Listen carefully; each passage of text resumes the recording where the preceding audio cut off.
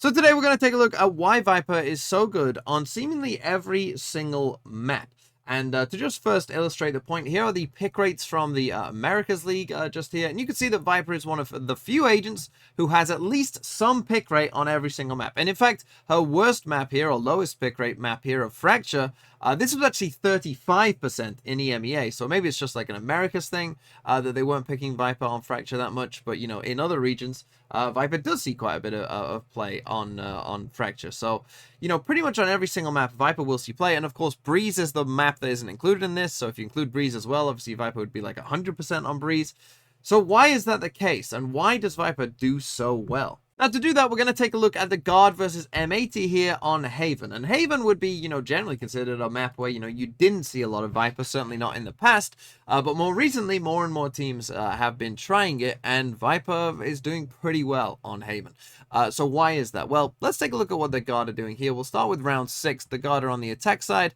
And you can see the first thing here is they've got this Viper wall going across A and across towards B there. Now, the Viper wall that they're using is something like this, just coming from the barrier here, going across towards B. And what's the point of this wall? Well, obviously, one is that it gives us a little smoke here on B, but most importantly is what it does towards A lobby. Because if I'm a defender here looking towards A lobby, this wall creates a lot of pressure because I can't tell if someone's sneaking across towards short. And that is a big problem where I might want to have to try and get aggressive to play ahead of this wall to actually know what's going on here. And that is exactly what we saw in this game between the Guard and M80, because if we take a look at M80 here, what they're going to try and do is they are trying to get ahead of this wall, right? At this point, they're already 5-0 down, and they're sick of just sitting and watching this Viper wall go up and down and not knowing what's going to happen. And so they decide in this round to get aggressive towards A and basically say, okay, we're just going to come at you, right? So you start to see that they come up here and they want to get aggressive and they want to try and, you know, push ahead of this wall this time.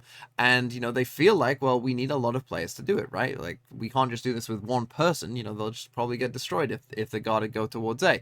And so you see the Guard, they're just doing their own stuff, right? Going towards Garage this round and whatnot. And Net gets himself tucked up into this position here. And eventually what's going to happen is he will see, I think EU sees him there first, and then, you know, we go 1-for-1 just there. Now, the Guard's reaction is incredibly quick, right? So straight away, and this suits the Guard very well, because when they're playing well, you know, they do things very, very quickly indeed. You know, Valorant quickly, he grabs the spike, and he uses his Omenal to just TP very quickly to C, and now we've gone and taken the C site, right? So he's just going to TP across in a second with his ult. He's going to come to the backside of C just here, and now, you know, we've got the site, we clear it all out, and we're going to get the spike down just here. And now you can see that Trent has just put his Viper up here as well. And this is the second thing, right? That we've spent a lot of effort, manpower, and resources to, you know, try and get ahead of this wall and try and get aggressive ahead of here. We've gone 1-for-1 in the trades. But now comes the second problem, which means that obviously you've given up a lot of space over towards C just here. And now Viper is very good at holding space, right? Now you've got this Viper Orb and Viper Mollies to have to try and contend with and deal with. And that's very difficult, right? Like, Viper is obviously very good at holding a space like this.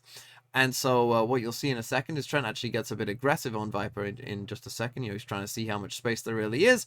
He gets pushed back, but you'll see in just a second what's about to happen is kind of crazy, where this Viper Orb is going to go up, and it's going to become a bit chaotic here, where Trent's just going to hide in the Viper Orb, and M80 are just going to run past him. Now, somehow Trent only manages to get one. Koala Noob's reaction is just insane here, but still, they managed to win the round pretty comfortably, and you see that M80, you know, almost looking like, you know, they really wanted to get ahead of this wall, but very quickly the Guard react, and basically that wins them the round. Exactly.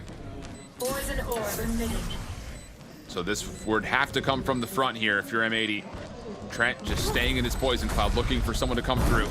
Fault line lands, but Trent doesn't get seen. No one checks this tight corner. Oh my goodness, he's gonna blow this play wide open. He's gonna blow, oh no! Walled him, snaps, finds the shot from Valorant at range. Still keeps the numbers in favor of the Guard, and there's no chance for John Cutie to follow up. Let's come to the very next round, where again, it's a similar sort of story where M80 don't want to just be staring at this Viper wall and not knowing and having to leave two defenders here. And so you'll see, again, what we're going to see is the smoke comes out here.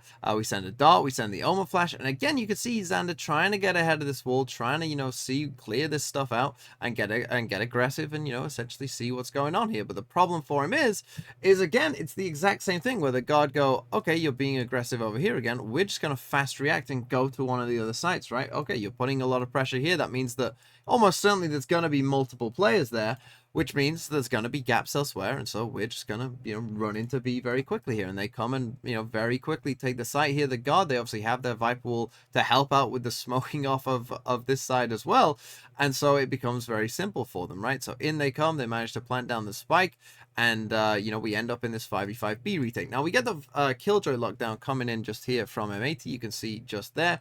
And we've got an alarm bar outside of A just here, right? And so as we run this forward just ever so slightly, they go and put the Viper orb, by the way, on the spike just here. What's about to happen is you can see Valen has started to make his way over here. Now, Valen, I mean, it's just going to swing out here and manage to find this kill on Nismo, just swinging out. And then he's going to destroy the lockdown as well.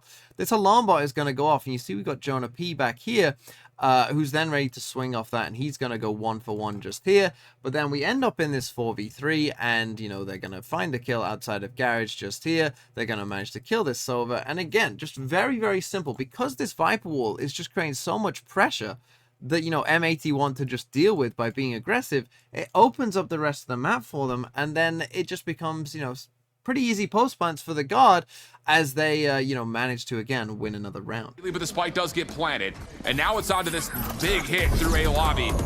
Oh, and goodness, the guard get a perfect read on it. No one pushes through the lockdown. Even though it does get destroyed, the numbers holding significantly with the guard's post plant. Koala Noob working on it, but now he's just by himself for what would have to be a 1v3 alert from Tex. Very well made to just catch him off guard as Koala Noob's just trying to hold on to this operator. He is. A jump peek's going to happen. It baits out the first shot. Koala trying to play inside the smoke. He's trying to be as crafty as he can be. He does get the kill with the classic. Now allow him to push the C site with the op as he tries to save it. So now let's come to the very next round, and I know what you're all thinking. Well, you've tried being aggressive at this point, so, what happens if you don't be aggressive against this wall? Well, that's what they're going to do this time. They've got Koala here with his op, just staring towards A. And you're going to see, though, the problem that if you don't get aggressive to this wall, bad things can happen to you. And that is exactly what happens here, as you will see, because this wall goes up, and Koala's just staring at a wall. Right, and he doesn't know if anyone's crossed, so he has to go back and he has to go and check short like he does just here, right? So he comes back to short and, no one's there, right? And by the time he comes back, yes, M80 have pushed mid, but by the time he starts to come back here, he's going to just miss this timing where this wall is down, but as we know, they've already crossed across. Now, yes, they have pushed mid here, and they've got Xander in a very good position, but the thing is, Net is still going to get this kill. He's still very aware because he's gone for this deeper turret, and so he knows that, this is actually possible without the turret going off, and so Net's still very aware of that. But you can see, I mean, look at the map here, right? That they're just all in short, and they just basically walk their way, sneak their way onto A, and this is what happens, right? If you don't, get aggressive with that wall, right? Now, a bit of a misplay maybe by the guard here because they actually don't check Koala and they start planting. But Net, as I said, will get this kill on Xander. He's ready for it. Koala does get that one, but then this is really well done by the guard again, right? Now they're just going to wait for Net. They know that Koala is going to focus on these guys here. He's going to be focusing this way. And so Net just takes his head off from over here instead. And they get that kill. And now they've got the site, right? And so overall comes out, but it's a bit too late. And so, they haven't even stuck the plant yet. So they eventually plant. And now you run into the other problem, as I've mentioned before, which is now you have to deal with the Viper orb for any retake, right? So it's like once the spike goes down, now Viper becomes, even better in an instance as you can put up that orb. And from this point, yes, the orb will go down and they will start to come in and they will manage to go 1-for-1 on Trent here in just a second. But again, their guard will manage to win and M80 have to save, even though that means going 8-0 down. Wait a second, they may try to get the opening kills first and then use it to try to block out the post plant deep, but the problem is that problem, you've got to find the kills first. And even though there's a trail out shock dart to find one, it's not going to be enough, and M80 are backing away again. Wow. The guard with the perfect play. They catch a beautiful timing crossing sewers before Koala Noob can catch them with the operator. Now, while he was kind of the snake in the grass to get one frag from long, that was all he was allowed. And then to finish, let's come to round number 15. And the thing is, we all know Viper is good on the defensive side. She's very good at anchoring a site, for instance. But here's another good example of how Viper utility can be used to help your teammates as well. The Guard have gone for this defensive wall across here, and you're gonna see the value of this wall in this round. The Viper wall that they're going for is about halfway kind of between the platform and the back wall just here, and it's just aiming at kind of the far door just there, right? So it's something kind of like this.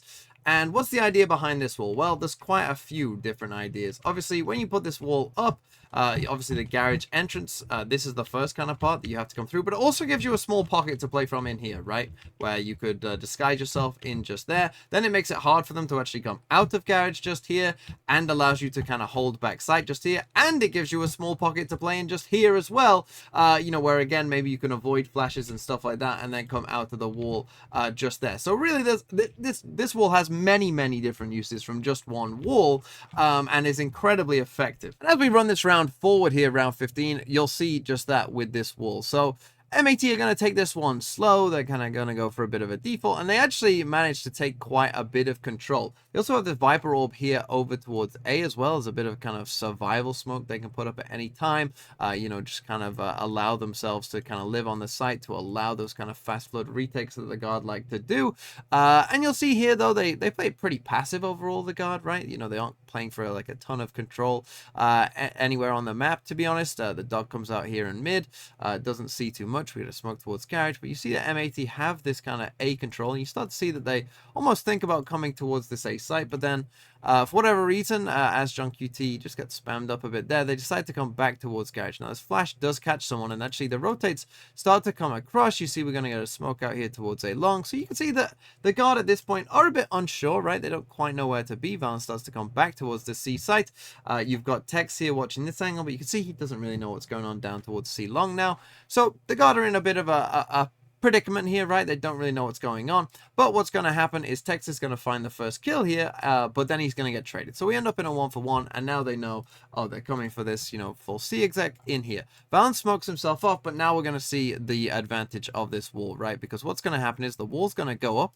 Yes, these guys are going to cross into the site. Valorant's going to go for this Omen flash, but we're going to get Jonah P following them in behind as well. But something crucial is about to happen in a second as well, which is a dart is going to land back here, but because this wall is up, this dart does not see Valen just there. And so when this wall drops, Valen now, you know, they have no idea, you know, they know that this Omen is somewhere backside, but maybe they think, okay, this Omen has actually gone, you know, kind of offsite. And if this wall isn't here and he gets scammed by this dart, he's just dead, right? He's just going to get spammed. He's just going to die. But this wall protects him from that dart. It also, you know, stops them from seeing Jonah P running in behind them just here, right? So Jonah P knows that he's coming up behind them as well. The wall's going to drop, and the Guard are going to destroy them. Boy, Jonah P from behind this play. It's just a toxic screen in his way.